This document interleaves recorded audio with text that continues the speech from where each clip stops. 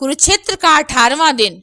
धूल, खून और टूटते रथों के बीच युद्ध अंतिम सांसें ले रहा था। ज्यादातर सेनाएं गिर चुकी थीं और आकाश में सूर्य का लालिमा लिए हुए प्रकाश फैल रहा था, मानो खुद समय रक्त में डूब गया हो। इसी उथल पुथल के बीच गंधार का राजा शकुनी, जिसकी चालों ने इस युद्ध की जड़ें बोई थी, अब रथहीन और घायल होकर मैदान में गिरा पड़ा था। उसका तीरों से छलनी शरीर कांप रहा था। हाथों के पास फेंके हुए पड़े पासे टप टप आवाज करते हुए धूल में डूब गए। अचानक मैदान के दूसरी ओर एक चमक उठी। यह श्री कृष्ण थे, अर्जुन के सारथी, शांति के दूत और धर्म के पथ प्रदर्शक। श्री कृष्ण धीरे धीरे शकुनी की ओर बढ़े। उनके कंधों पर पड़ी धूल, चेहरे पर युद्ध की तीव्रता और आंखों में वही असीम शांति थी। शकुनी ने उन्हें देखा तो कड़वी हंसी निकली। कृष्ण, यह युद्ध तुम्हारी चतुराई से जीता गया है। अब आए हो मेरे अंत का तमाशा देखने? श्री कृष्ण का स्वर शांत था। नहीं शकुनी, मैं तमाशा देखने नहीं, सत्य बताने आया हूँ। शकुनी दर्द से करा उठा।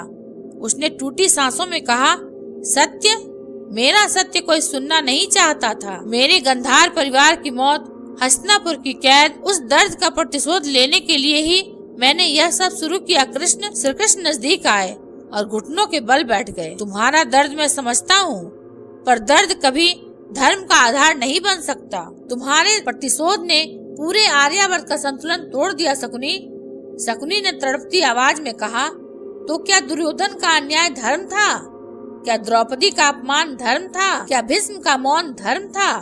श्री कृष्ण का उत्तर तेज था, नहीं, पर किसी के अन्याय का उत्तर छल से देना यह धर्म भी नहीं था।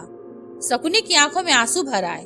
वह कांपती आवाज में बोला, कृष्ण, क्या मैं ही पूरी दुनिया के विनाश का कारण हूँ? श्री कृष्ण ने गहरी सांस ली। इस विनाश की जड़ सिर्फ तुम नहीं थे। अहंकार दुर्योधन का था, लालच शकुनी तुम में था, मौन भीष्म का था, अंधभक्ति धृतराष्ट्र की थी और अधीरता कौरव पांडव दोनों की। श्री कृष्ण की आवाज अब तलवार जैसी स्पष्ट थी। युद्ध कई लोगों ने मिलकर रचा, परंतु उसे भड़काने वाला सबसे ऊंची चिंगारी तुम थे। शकुनी ने दर्द से हंसी हंसी। तो क्या मेरे कर्मों का कोई प्रायश्चित है? मेरी मृत्यु से कुछ बदल पाएगा? श्री कृष्ण ने उसका हाथ थाम लिया। स्पर्श गर्म था, मानो मृत्यु के बीच भी जीवन की उपस्थिति हो। कर्मों का फल तो तुम्हें मिलेगा ही शकुनी, पर जान लो, तुम्हारा अंत उस भ्रम का अंत है जिसे तुम नीति समझते थे। शकुनी ने आखिरी बार आंखें खोलकर पूछा, कृष्ण, तुमने इतनी शक्ति होते हुए भी मुझे रोका क्यों नहीं? मुझे समझाया क्यों नहीं? तुम तो भविष्य जानते थे। श्री कृष्ण धीरे धीरे बोले, मैंने रोका था, विदुर की चेतावनी में, युधिष्ठिर की शांति में, द्रौपदी की पुकार में, भीष्म के आंसुओं में, पर तुम्हारा हृदय प्रतिशोध से भरा था और प्रतिशोध के कान बहरे होते हैं। शकुनी की सांसें कमजोर होने लगी। उसने टूटी हुई आवाज में कहा, तो मेरा अंत क्या व्यर्थ है? श्री कृष्ण ने सिर हिलाया। व्यर्थ नहीं, तुम्हारी मृत्यु दुनिया को एक अंतिम शिक्षा देगी। शकुनी ने पूछा, कौन सी? श्री कृष्ण ने कहा कि बुद्धि एक वरदान है, पर जब बुद्धि विष में डूब जाए तो वह दुनिया को भी जलाती है और स्वयं को भी। शकुनी की आंखें शांत होने लगी। धूल में पड़े पासे उसकी उंगलियों से छूट गए। श्री कृष्ण ने उसे अंतिम बार संबोधित किया, शकुनी, तुम महान रणनीतिकार थे, पर तुमने अपनी नीति को प्रतिशोध की आग में झोंक दिया।